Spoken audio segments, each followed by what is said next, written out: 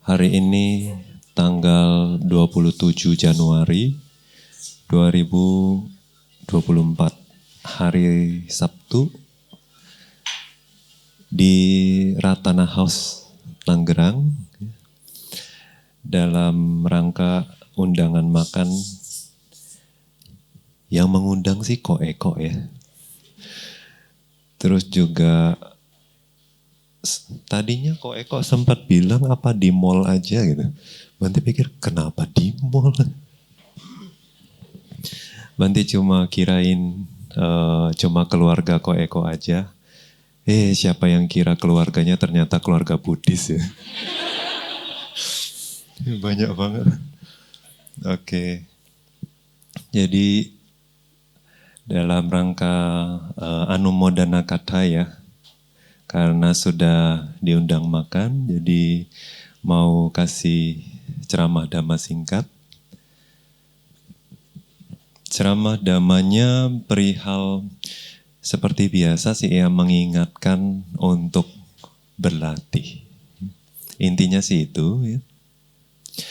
Tapi kita tahu bahwa zaman sekarang kita hidup di dunia modern. Di dunia modern ini memang kita dituntut untuk kreatif, inisiatif, analitis ya. Nah, tapi yang namanya batin, sifat alami batin ya, itu sesuatu yang alami. Jadi sebetulnya kalau sesuatu yang alami ya kayak kita misalnya dunia kedokteran, ilmu pengetahuan ya. Kalau mempelajari perihal materi itu kan berdasarkan pengamatan ya. Berdasarkan pengamatan. Nah, waktu kita mengamati, kita ngerti sifatnya begini, karakteristiknya demikian ya. Terus fungsinya, sebabnya, akibatnya gitu. Jadi dengan memahami cara kerjanya, kita bisa menggunakan manfaatnya dari memahami materi tersebut. Nah, jadi materi kan sesuatu yang alami, oleh sebab itu yang kita usahakan adalah mengamatinya, mempelajarinya. Dengan memahaminya, kita bisa hidup sehat, ya kita ngerti caranya. Jadi kita juga ngerti, jasmani kita tuh ternyata cara kerjanya demikian. Kita juga tahu apa yang boleh masuk ke badan, apa yang nggak boleh, gimana ngerawatnya, betul? Nah itu perihal jasmani. Nah jadi batin juga perihal sesuatu yang alami. Nah oleh sebab itu kita sudah belum mengamati batin. Nah terus ajaran Buddha apa lagi? Ya, ajaran Buddha itu mengajarkan kita, membimbing kita, mengajak kita untuk mengamati batin, memahami kebenaran ya, jasmani dan batin, ya, fisik dan batin. Nah, waktu Buddha mengajarkan kita untuk menginvestigasi, mengamati batin gitu ya. Nah, tapi yang ngenesnya itu adalah banyak orang malah menemukan ilmu-ilmu baru. Menemukan ilmu-ilmu baru, menginterpretasi ajaran Buddha secara salah, dan mengajarkannya lagi ya, menyebarluaskannya. Terus waktu kita lihat gitu kan, upaya mereka itu kok kelihatannya seperti ada sesuatu yang berusaha dipertahankan gitu.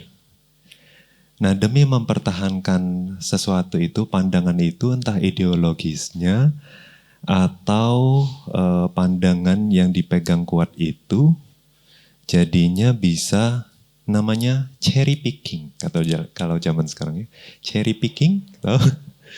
Jadi waktu kita memetik buah gitu ya, buah cherry, ya kita pilih ya Yang udah matang kan kita petik gitu. Jadi yang cocok aja yang kita mau. Kadang-kadang sih kita memetik yang muda juga, ya, khususnya kalau dari luar negeri kan. Kalau udah matang baru dipetik sampai Indonesia udah busuk. Jadi kadang-kadang kita namanya memetik buah itu sesuai apa yang kita mau. Kadang kita petik yang muda, kadang kita petik yang udah tua. Nah, jadi cherry picking itu juga sepertinya mengambil sesuatu yang mendukung kepentingan masing-masing gitu. Nah, itu berbahaya. Terus juga interpretasi kreatif gitu ya. Nah, itu dalam suatu ajaran yang ortodoks, ya, dalam suatu ajaran yang apalagi bersifat kuno, hakiki gitu ya, itu sesuatu yang tidak bisa mengikuti zaman. Ya. Jadi di zaman sekarang kita dituntut untuk kreatif, ya, tapi yang namanya sesuatu yang sangat fundamental gitu ya, seperti melihat batin, melihat jasmani, itu nggak bisa kreatif, nggak bisa kreatif. Jadi pendekatannya itu sudah seharusnya seperti itu. Nah, kalau nggak seperti itu, apa jadinya? Akan kemana gitu ya? Nah, Bante perhatiin ada yang mengutip Sutta, mengutip Abhidhamma, tapi mengesampingkan Winaya. Nah, ada yang melatih Sutta, tapi tidak melatih Abhidhamma. Ya. Ada yang Abhidhamma dan Winaya tidak dipedulikan, ya, Sutta saja. Ajaran Buddha sesuatu yang komprehensif, sesuatu yang menyeluruh, yang Buddha sendiri sebut sebagai latihan bertahap.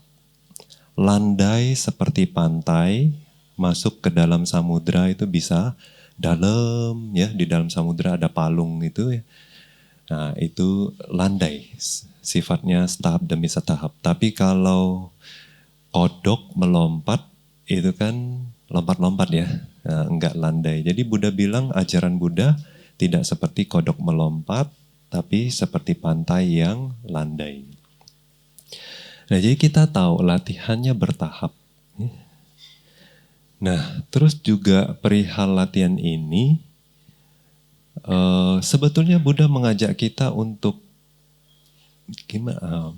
Manut ya, manut. Artinya dalam melestarikan ajaran juga ya, kalau kita pelajari dari Winaya, Sutta, Abhidhamma juga, bagaimana sih cara mereka melestarikan ajaran? Itu dari mendengar. Setelah dengar, dihafal, direnungkan, ya, berulang kali dilihat kenyataannya sesuai dalam keseharian itu ya, dhamma itu. Nah, baru nanti merealisasi.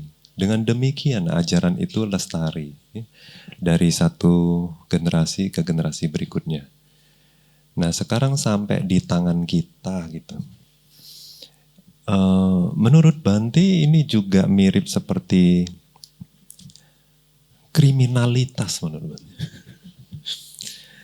Jadi kalau di zaman Buddha, Buddha pun juga sudah bilang bahwa ajaran Buddha nanti yang akan merusak itu adalah orang dalam, ya, bukan dari luar, ya, dari Buddhis sendiri. Nah, itu yang semakin kita perlu hindari. Gitu, ya. Makanya bagi yang pejuang-pejuang dhamma, bagi yang serius berlatih, bagi yang mencintai dhamma, itu pasti mengusahakan untuk melestarikan ajaran ini, melestarikan latihan ini. Nah, kalau kita lihat juga ya, ini catatan kuno gitu. Ya, bagaimana orang-orang zaman dulu tuh berlatih. Nah, bukan berarti kita itu lalu apakah masih relevan itu untuk zaman kita yang modern sekarang ini. Sekarang kita bilang misalnya perihal penyakit-penyakit ini. Sebetulnya misalnya penyakit-penyakit baru yang bermunculan gitu ya. Kanker ini, kanker itu ya, gangguan mental ini dan gangguan mental itu ya. Nah itu bermunculan. Tapi kalau kita lihat ya, karena apa sih? Karena kita sudah semakin jauh dari cara hidup yang natural. Semakin kita tidak natural gitu, semakin banyak penyakitnya enggak. Makanan kita semakin tidak natural, cara hidup kita, ya cara kerja kita, cara berpikir kita semakin tidak natural. Makanya ya standar hidup kita jauh semakin tinggi, tekanan semakin tinggi. Jadi semakin kita jauh baik secara fisik maupun mental dari alaminya ya semakin kita banyak penyakit. Fisik kita juga kalau kita makan yang banyak kimia semakin problem. Batin kita juga kalau kita hidup di tempat yang penuh tekanan ya, standar yang terlalu tinggi ya. Dari sosial, dari rumah ya. Cara didik di rumah yang terlalu banyak tekanan. Nah, itu semua jadi penyakit. Ya, kalau ringannya sih sakit mah. Tapi kalau beratnya, asam lambung belum berat, itu masih fisik.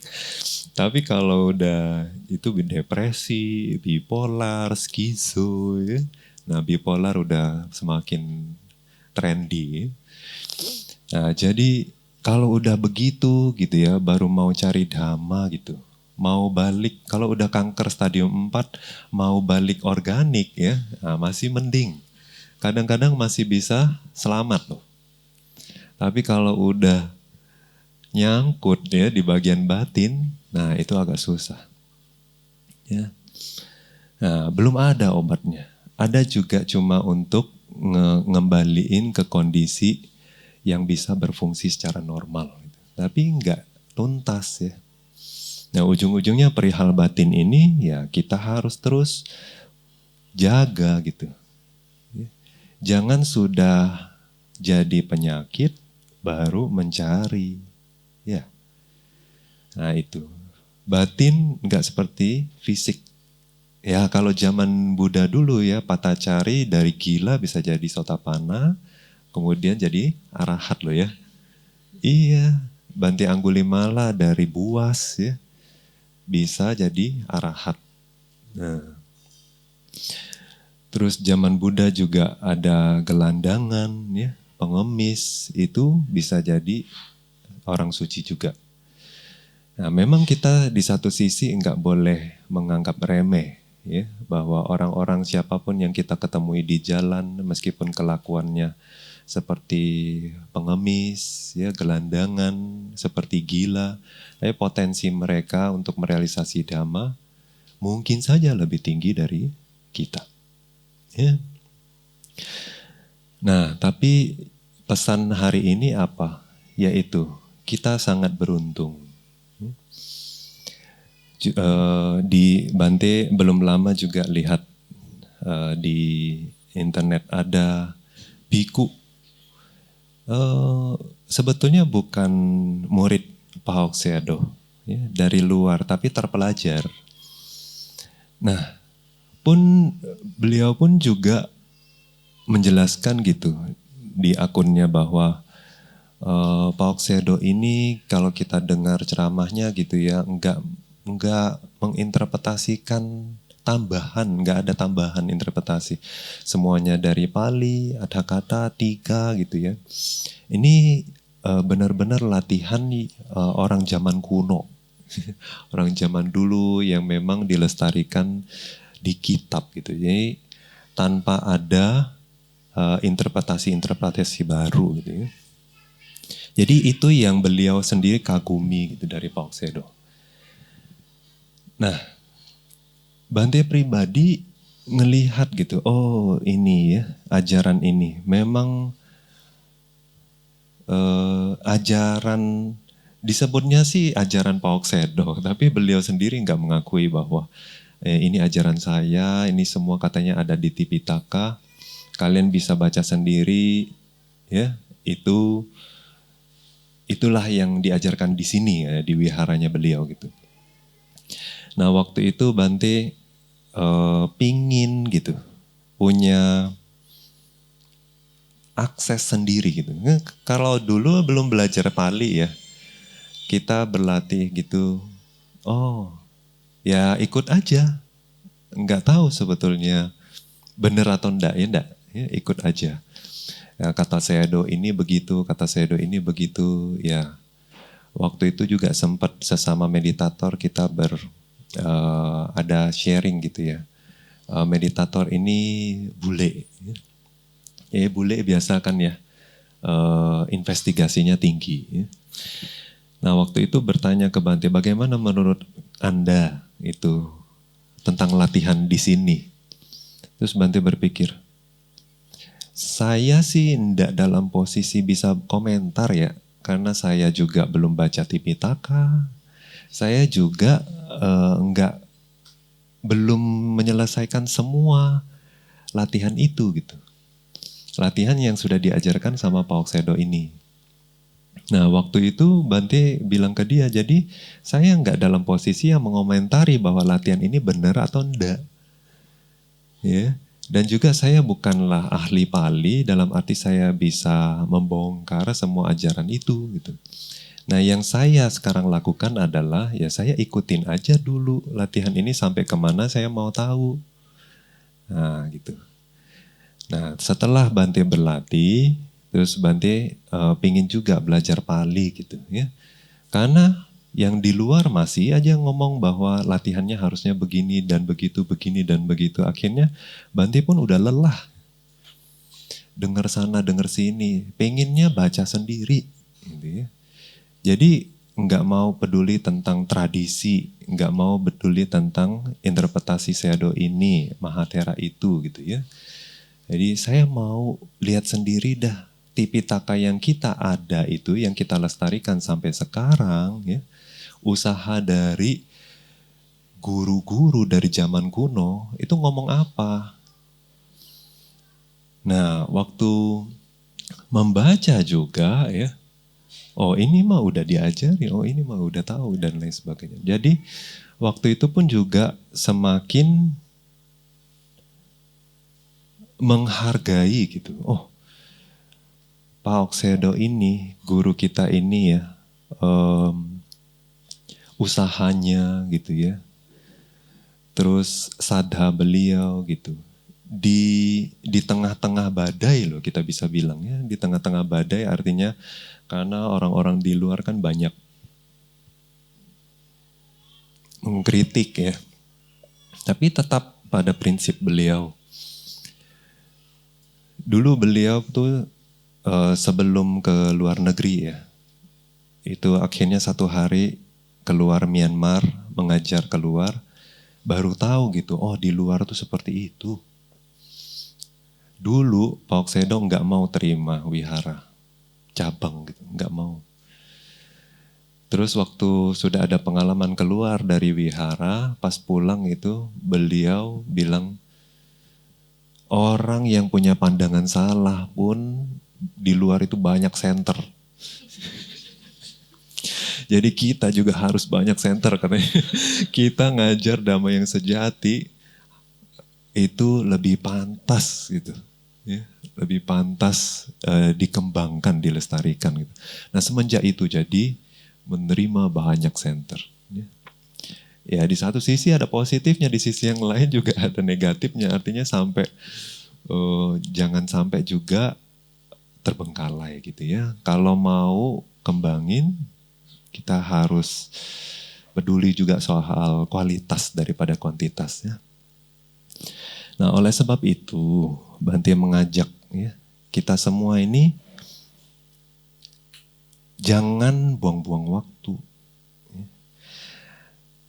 Sudah di antara begitu banyak umat Buddha, nggak banyak yang punya sadar ke latihan ini. Nah, kalau sudah ketemu latihan begini ya, yang kita perlu lakukan apa? Mulailah berlatih. Mulailah berlatih, terus dengan kita berlatih itu adalah kontribusi kita untuk melestarikan ajaran ini. Nah, kalau kalian masih belum puas menginvestigasi Tipitaka, apakah ajaran ini betul gitu ya? Nah, Bante mengajak kalian belajar Pali. Ya, setelah belajar Pali, kalian bisa baca sendiri. Ya. Kadang-kadang pun Bante berpikir, ya, ini orang apa nggak dilema ya orang-orang yang bisa baca Pali itu? Berusaha menginterpretasi Tipitaka, tapi enggak sinkron gitu. Kalau cuma baca suta-suta tertentu ya dibandingin sama suta yang lain nanti dilema gitu. Nah, tapi kalau kita berlatih seperti itu ya sesuai gitu. Apa yang dijelaskan di kitab ya Tipitaka Dhakatatika, nggak ada keraguan dan semuanya itu saling nyambung. Winaya, Sutta, Abhidhamma itu nyambung. Nggak terpisahkan. Nggak bisa dipisahkan juga. Ya, itu sesuatu yang sepaket gitu kita bilang ya.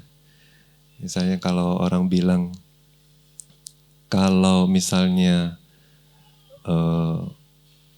pakai produk gitu ya, nggak sepaket tuh manfaatnya nggak maksimal gitu. Nah itu. Loh, ibu-ibu tawa-tawa ya. Nah, jadi memang seperti itu ya. Nah, jadi Winaya Sutta Abhidhamma sesuatu yang merupakan kerja keras loh. Kerja keras dari guru-guru dari masa lampau ratusan tahun yang lalu hingga dibawa sampai sekarang itu bukan pajangan. Itu bukan pajangan, itu bukan juga sesuatu yang kita taruh di iCloud atau di Google Drive ya. Bukan juga sesuatu yang kita print lalu kita pajang di perpus, juga bukan ya. Tapi itu adalah sesuatu yang berharga. Kehidupan ini berapa tahun? Kita tidak tahu pasti. Terus berapa banyak yang sudah kita dapatkan dari Dhamma? Itu bergantung pada diri kita sendiri. Nah, jadi kalau Anda ingin gitu bersumbangsi gitu ya dari yang untuk melestarikan ya, harta yang sudah dijaga dari ratusan tahun yang lalu gitu ya oleh para guru dengan melewati perang, dengan melewati kelaparan, dengan melewati bencana alam ya, dibawa dari satu negara ke negara yang lainnya sampai sekarang bisa dinikmati secara internasional ya di sedunia. Bagi mereka yang memiliki saddha, mereka akan menghargai ajaran ini dengan melestarikannya, dengan menyebarkannya, dan yang paling penting adalah dengan melatihnya. Karena Dhamma ini akan tercermin dalam ucapan dan perbuatan bagi mereka yang betul-betul melatihnya. Nah, dengan sanalah, dengan cara inilah kita bisa memotivasi orang-orang di sekitar kita, orang-orang yang kita cintai, untuk juga memiliki kualitas batin yang sudah kita sendiri rasakan sendiri. Ya. Jadi bukan dengan berkoar-koar bahwa ini bagus, ya, tapi diri sendiri tidak berlatih. Kenapa bagus? Bagus deh pokoknya. Ya itu kayak sales. Nah, jadi kita Bante hari ini mengajak ya semua untuk tidak perlu bingung lagi. Ya, tidak perlu bingung lagi. Mulailah untuk melatihnya. Nanti Anda akan rasakan sendiri, daripada kita berjualan ini bagus ya. Lebih baik Anda buktikan sendiri. Nah, nanti kadang-kadang kita bisa berpikir bahwa orang-orang di dunia ini ya, enggak semuanya kita bisa selamatkan. Bahkan orang-orang tercinta di sekitar kita, suami kita, istri kita, anak kita gitu ya. Mereka punya jalannya masing-masing. Meskipun apa yang kita anggap baik, belum tentu orang anggap baik. Nah, tapi salah satunya itu dengan menginspirasi mereka. Kalau kita melatih dhamma itu terus ya, kata orang tuh auranya bisa keluar gitu, bisa sampai juga mempengaruhi orang lain. Nah, orang terinspirasi, oh orang ini semenjak berlatih ya berubah gitu. Nah baru ya, orang nggak perlu kita suruh-suruh, nanti dia mau berlatih sendiri. Nah apalagi kita yang sudah berumur, ya, apalagi kita orang-orang yang terkemuka, ya, banyak teman, banyak relasi. Ya. Nah semakin kita memiliki pengaruh di dalam sosial, di dalam keluarga, di dalam lingkungan ya, maka kita semakin menjadi figur ya. Nah orang yang sebagai figur tanggung jawabnya semakin besar. Kalau Anda memberikan hal yang positif, ya, pengaruhnya juga bisa positif ke banyak orang. Tapi kalau Anda negatif, banyak juga yang jadi negatif. Ya, nah kita harus berusaha di dunia ini sudah nggak banyak ya, tapi kita juga tidak boleh menyerah. Semampu kita mulai menabung dan menabung. Jadi kalau Buddha bilang latihan ini tidak mubazir. Anda berlatih sedikit, Anda akan dapat sedikit.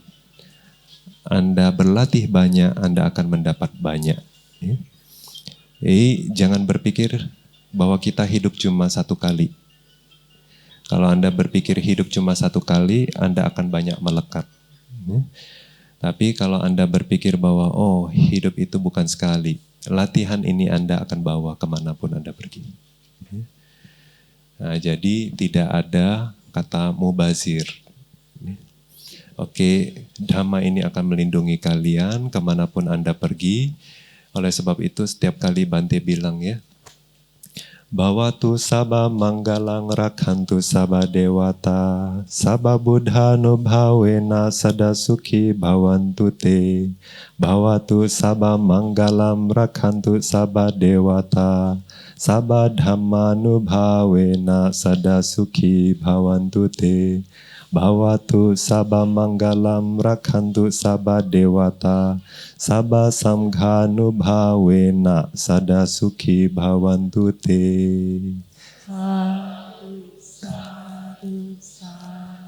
Apa artinya? Kenapa kalian sebut sadu? Waktu para Bante bilang sabba buddhanubhavena sada sukhi bhavantu te, sabba dhamma sabba sanghanubhavena ya. Dengan kekuatan Buddha, Dhamma, dan Sangha, semoga kalian selalu bahagia. Apa maksudnya? Buddha sudah tidak ada lagi. Dhamma sekarang ada di kertas. Sangha yang mana? Ya. Kemanapun kalian pergi, Sangha nggak bisa ikut. Ya. Nah, jadi itu maksudnya apa? Kecuali kita melatihnya, kecuali kita bersandar kepada Buddha, Dhamma, dan Sangha. Bersandar pada Buddha, Dhamma, dan Sangha itu adalah menjalankan ajaran Buddha, melatih Dhamma, ya, dan belajar gitu ya dari Sangha sebagai figur kalian, ya, guru kalian. Jadi baru Dhamma itu akan ada kemanapun kalian pergi melindungi kalian. Makanya dengan kekuatan Buddha, Dhamma, dan Sangha ini semoga kalian selalu bahagia gitu. Kadang-kadang Bante pikir beberapa umat itu bahkan nggak peduli ajaran Buddha gimana ya. Maksudnya kita sudah bilang Sabha Buddha Nubhawena, Sada Dhamma Nubhawena, Sada Sangha Nubhawena, pesimis Bante itu. Nah, tapi bagi yang betul-betul berlatih, nah Bante yakin mereka akan bawa Dhamma kemanapun mereka pergi dan Dhamma itu akan melindungi mereka. Buddha juga bilang bahwa kalau kalian melihat Dhamma, kalian melihat saya. Ya, kalian berbondong-bondong mau ke India, berbondong-bondong mau ke Sri Lanka, ya, dan lain sebagainya. Tapi yang kita lihat apa? Reruntuhan yang sudah dimodifikasi, yang sudah renovasi ya. Nah, jadi Dhamma yang sesungguhnya itu ada di mana-mana. Ada di dalam ajaran Buddha. Jadi waktu kita melihat, waktu kita berlatih, waktu kita merealisasi Dhamma, kita melihat Buddha. Ya.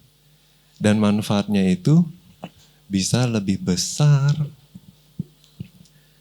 Karena kadang-kadang kita pergi ke tempat-tempat seperti itu malah nafsu berfoto-foto. Nah, jadi lupa pula ya merenungkan kualitas Buddha, Dhamma, Sangha. Nah, tapi kalau waktu kita berlatih, ya, waktu kita berlatih, kita masih ingat mau foto-foto. Anda ya foto-foto jadi enggak begitu penting lagi. Nah, jadi waktu para Bante ya menyebutkan Sabha Buddha Nubhawena, Sada Dhamma Nubhawena, Sada Sangha Nubhawena, Sada Sukhi Bhavantu Te. Kalian harus ingat. Artinya apa? Kalau saya tidak berlatih, Buddha, Dhamma, Sangha tidak melindungi saya. Saya tidak akan bahagia. Saya akan banyak terseret oleh kotoran batin, oleh sebab itu saya menderita. Nah, jadi kita bersama-sama harus melestarikan ajaran ini ya, untuk diri kita sendiri, untuk generasi mendatang, dan untuk semua makhluk. Sukhihotu Nibbana Sappacaya. Jayanto Bodhiya Mule Sakyanam Nandiwadhano Ewa mewa jayo hotu jaya sujaya manggale aparajita palangke sise putu wipukale abhiseke sababudhanam agapato pamodati sunakhatam sumanggalam supabhatam suhutitam sukhano sumuhuto ca suyitam brahmacarisu Padakinang kaya kamang waca kamam padakinam mano kamam panidhite padakine padakinani katwana labhantate padakine te ataladha sukhita wirulha buddha sasane aroga sukhita hota sahasa behi nyatibi. Sadu, sadu, sadu. Parita itu menjelaskan bahwa semoga kalian itu menang seperti para Buddha di bawah singgasana kemenangannya ya, di bawah pohon Bodhi merealisasi kesucian yang tertinggi. Oleh sebab itu jagalah ucapan, jagalah perbuatan, jagalah pikiran dengan menjalankan atau menjaga perbuatan, ucapan, dan pikiran Anda. Setiap hari itu penuh berkah, setiap waktu penuh berkah, beserta sanak keluarga sekalian selalu berbahagia. Sukhihotu Nibbana Sappacaya.